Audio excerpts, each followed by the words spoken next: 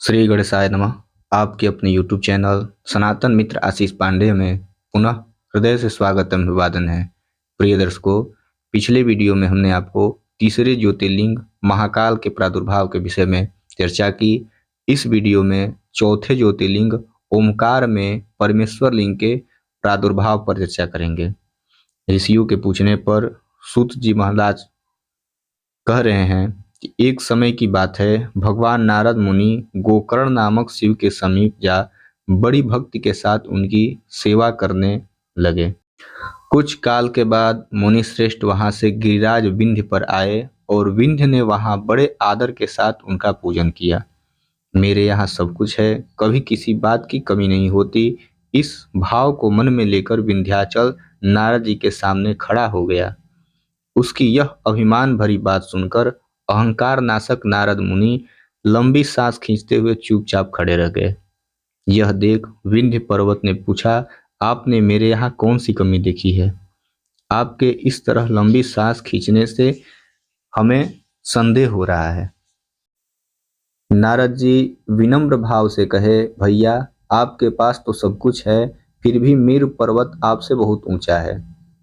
उसके शिखरों का विभाग देवताओं के लोकों में भी पहुंचा हुआ है, किंतु आपके शिखर का भाग वहां कभी नहीं पहुंच सका है। सूत जी ने कहा, ऐसा कहकर नारद जी वहां से जिस तरह आए थे उसी तरह चले गए। परंतु विंध्य पर्वत मेरे जीवन आदि को धिक्कार है, ऐसा मन में चिंतन करने लगा। मन से संतप्त हो वह विश्वनाथ भगवान शंभु की आराधना पूर्वक तपस्या करूंगा, ऐसा मन में संकल्प लिया। तदनंतर जहां साक्षात ओमकार की स्थिति है, वहां प्रसन्नता पूर्वक जाकर उसने शिव की पार्थिव मूर्ति बनाई और 6 मास तक निरंतर शंभु की आराधना करके शिव के ध्यान में तत्पर हो। वह अपनी तपस्या के स्थान से हिला तक नहीं। विंध्याचल की ऐसी तपस्या देखकर पार्वती पति भगवान प्रसन्न हो गए और उन्होंने विंध्याचल को अपना यह स्वरूप दिखाया जो योगियों के लिए भी परम दुर्लभ है। वे प्रसन्न हो उस समय उससे बोले, विंध्य तुम मनवांछित वर मांगो, मैं भक्तों को अभीष्ट वर देने वाला हूँ और तुम्हारी तपस्या से प्रसन्न हूँ।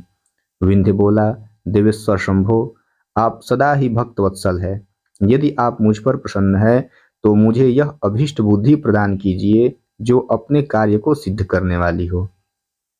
भगवान शंभु ने उसे यह उत्तम वर दे दिया और कहा, पर्वतराज विंध्य, तुम जैसा चाहो वैसा करो।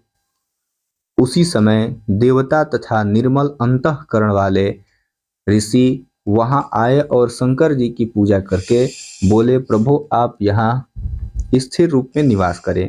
देवताओं की यह बात सुनकर परमेश्वर शिव प्रसन्न हो गए और लोगों को सुख देने के लिए उन्होंने सहर्ष वैसा ही किया। वहां जो एक ही ओंकार लिंग था वह 2 स्वरूपों में विभक्त हो गया। प्रणव में जो सदाशिव थे वे ओंकार नाम से विख्यात हुए और पार्थिव मूर्ति में जो शिव ज्योति प्रतिष्ठित हुई उसे परमेश्वर संज्ञा दी गई। परमेश्वर को ही अमलेश्वर भी कहते हैं। इस प्रकार ओंकार और परमेश्वर ये दोनों शिवलिंग भक्तों को अभीष्ट वर प्रदान करने वाली है। तब तक के लिए धन्यवाद। फिर मिलेंगे अगले वीडियो में।